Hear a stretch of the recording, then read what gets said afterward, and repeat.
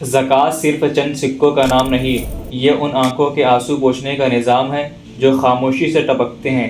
زکوٰۃ کی فرضیت کی اصل وجہ یہی ہے کہ غریب کو اس کا حق ملے۔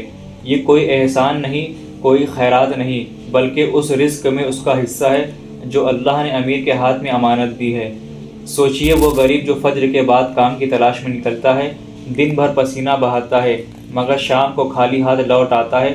اس کے بچے سوال نہیں کرتے، مگر ان کی خاموش نظریں ہزار سوال کر دیتی ہیں۔ زکوٰۃ ان نظروں کا جواب ہے۔ اللہ نے زکوٰۃ اس لیے فرض کی ہے کہ دولت چند ہاتھوں میں قید نہ ہو جائے، کہ معاشرہ دو حصوں میں تقسیم ہو، ایک وہ جو سب کچھ رکھتا ہو، اور دوسرا وہ جو جینے کے حق سے بھی محروم ہو۔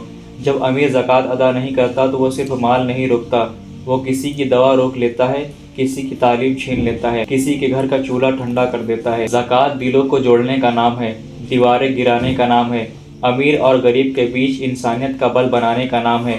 یہ اللہ کا بنایا ہوا نظام عدل ہے، جہاں دولت کا غرور ٹوٹتا ہے اور محتاج کی عزت بحال ہوتی ہے۔ اگر معاشرے میں بے چینی ہے، اگر فاصلے بڑھ گئے ہیں، اگر نفرتوں نے جنم لے لیا ہے، تو اس کی ایک بڑی وجہ زکوٰۃ سے غفلت بھی ہے۔ زکوٰۃ ادا کیجیے، صرف فرض سمجھ کر نہیں، بلکہ ایک ٹوٹے ہوئے دل کا مرہم سمجھ کر، کیونکہ جس دن غریب کو اس کا حق مل گیا، اس دن معاشرہ بھی سانس لے سکے گا اور دل بھی۔